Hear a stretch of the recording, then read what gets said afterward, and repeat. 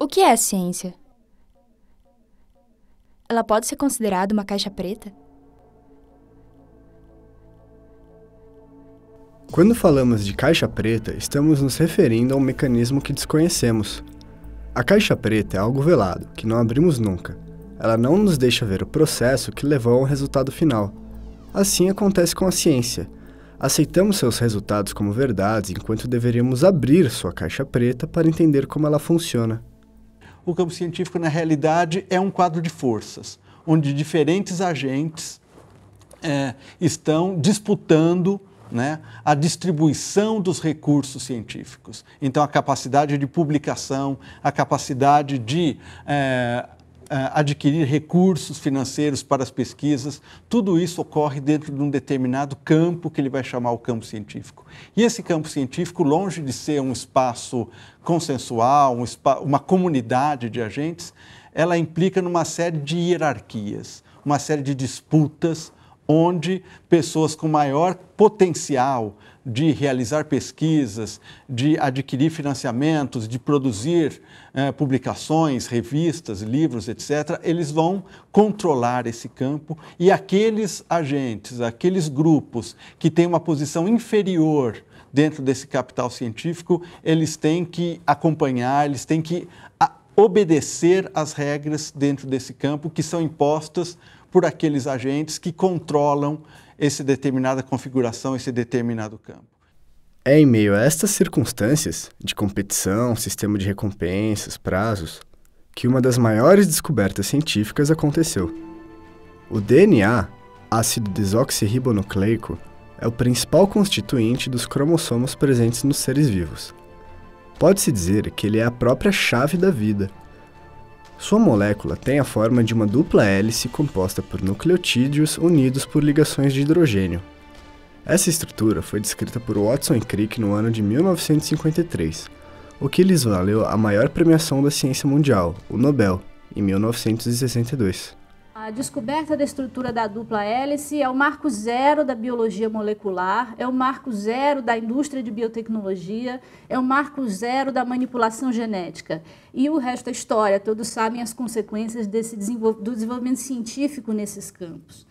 Além de tudo isso, além de tudo que a descoberta da estrutura da dupla hélice representa para a própria ciência, essa narrativa é bastante interessante e representativa porque ela traz no seu bojo algumas questões relativas à ética na comunidade científica que estão muito presentes até hoje, talvez ainda mais hoje do que naquela época. E que questões seriam essas? Por exemplo, o caráter de negociação contingente da ciência, as questões de gênero, de desigualdade de gênero dentro da ciência, as questões relativas à centralidade da descoberta na comunidade científica e o sistema de recompensas dentro da ciência.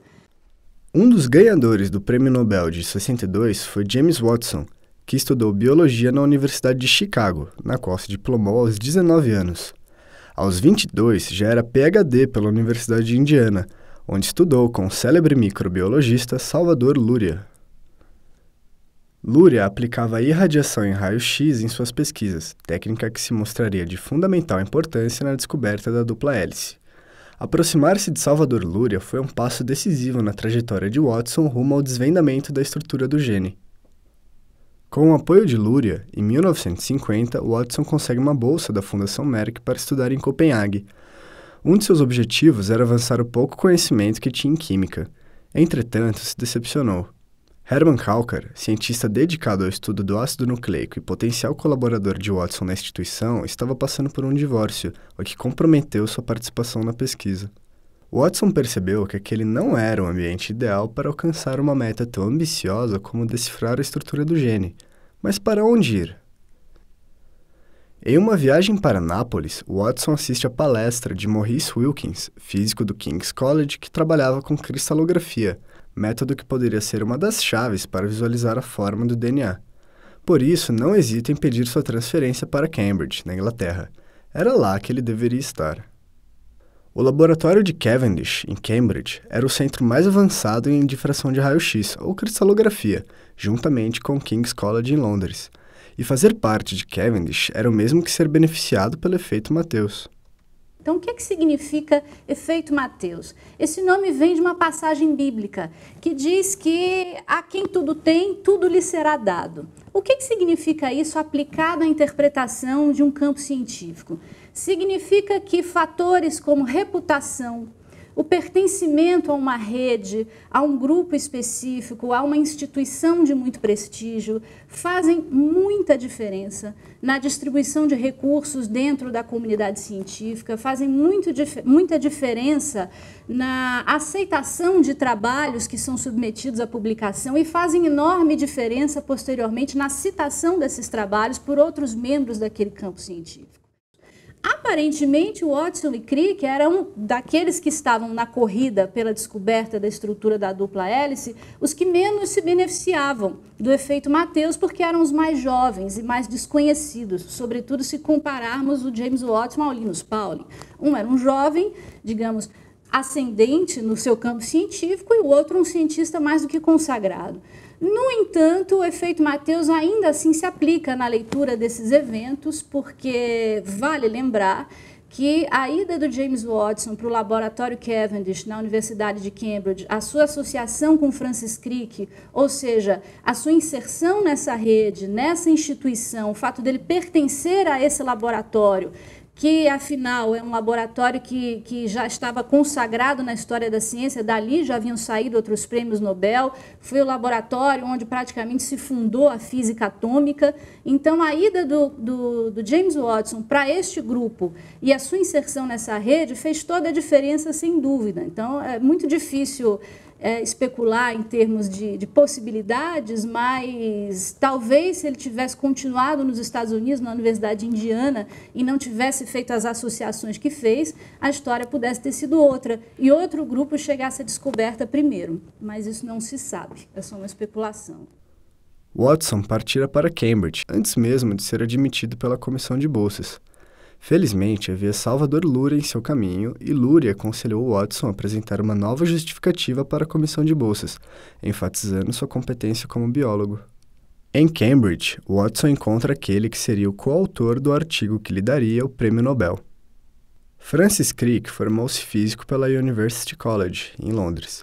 Crick era um bom cristalógrafo e tinha conhecimentos em química mais avançados do que os de James Watson.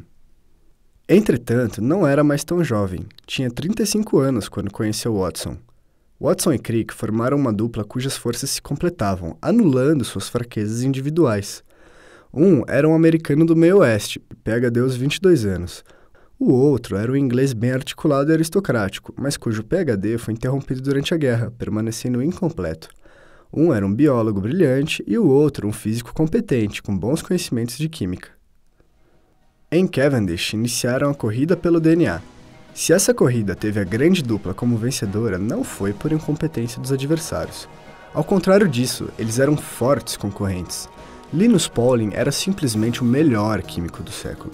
Porém, Watson e Crick contaram com alguns atalhos. Maurice Wilkins trabalhava com difração em raio-x em outro laboratório de Cambridge, o King's College. O cientista mostrava seus resultados à dupla. Sabia que ambos se interessavam pelo assunto, mas inocentemente não esperava ser ultrapassado por eles, mesmo porque havia um acordo de cavalheiros entre seus laboratórios. Para a Universidade de Cambridge, caberia ao King's College decifrar a estrutura do DNA e não ao laboratório Cavendish. Mas a ciência é uma corrida que nem sempre respeita os acordos de cavalheiros. Não foram só os resultados de Wilkins que Crick e Watson tiveram acesso. Wilkins também mostrara a eles as preciosas fotografias de cristais obtidas por Rosalind Franklin. Watson e Crick não precisaram se debruçar sobre os experimentos. Tinham-nos em mão enquanto Rosalind trabalhava arduamente em busca de mais resultados. Seu método empírico e nada dedutivo não a favoreceu na busca da estrutura do DNA. Ao que parece, a cientista não passaria por cima de seu método para chegar antes de quem quer que fosse. Por sua vez, Watson e Crick procediam de modo diferente. Analisavam imagens cristalográficas obtidas pelos melhores na área, consultavam as publicações do renomado Linus Pauling e até replicaram um de seus métodos mais bem-sucedidos, a construção de modelos. Crick especulou a respeito da possibilidade dos 4 tipos de bases ficarem no interior das hélices. Como um bom falador, não hesitou em trocar ideia com outros colegas e acabou por se envolver numa conversa com John Griffiths, um cientista que apostava na matemática como meio de compreender a estrutura do DNA. Griffiths mostrou a Crick seus cálculos e implicações. Segundo ele, as bases adenina e timina se atraíam, enquanto o mesmo se dava para as bases guanina e citosina. Isso elucidara a mente de Crick. Tais dados apontavam para a divisão das fitas de DNA que se comportariam como gabarito para a formação das fitas complementares. Além disso, atendiam à regra de Chargaff. Chargaff foi um grande químico que conheceu Watson e Crick em sua passagem por Cambridge. Nessa ocasião, teve uma impressão tanto quanto estranha da dupla e chegou a dizer: eles queriam, sem um estorvo de qualquer conhecimento da química envolvida, encaixar o DNA numa hélice. O próximo grande contato que fizeram foi com Peter Pauling, filho de Linus. Peter havia chegado a Cavendish e logo se envolvera nas conversas de Watson e Crick. Foi por meio dele que os dois tiveram acesso ao artigo no qual Linus propunha uma estrutura para o DNA. A estrutura, ao que parecia, era completamente falha. Uma tripla hélice. Seria mesmo possível? Com todo o conhecimento que possuía em química, Linus Pauling poderia mesmo ter cometido erros tão graves? Os dois cientistas não jogariam no lixo a possibilidade de ultrapassarem Linus. Perceberam que poderiam virar o jogo. Quando Wilkins mostrou a Watson os últimos trabalhos de difração de raio-x produzidos por Rosalind Franklin, o cientista não teve dúvidas. O DNA teria certamente uma forma helicoidal. Estas imagens haviam sido obtidas de uma nova forma do DNA, conhecida como forma B, na qual as moléculas estão cercadas por grandes quantidades de água. Essas formas possibilitaram a obtenção de imagens muito mais claras e, a partir delas, Watson chegou à hipótese promissora da existência de duas fitas helicoidais.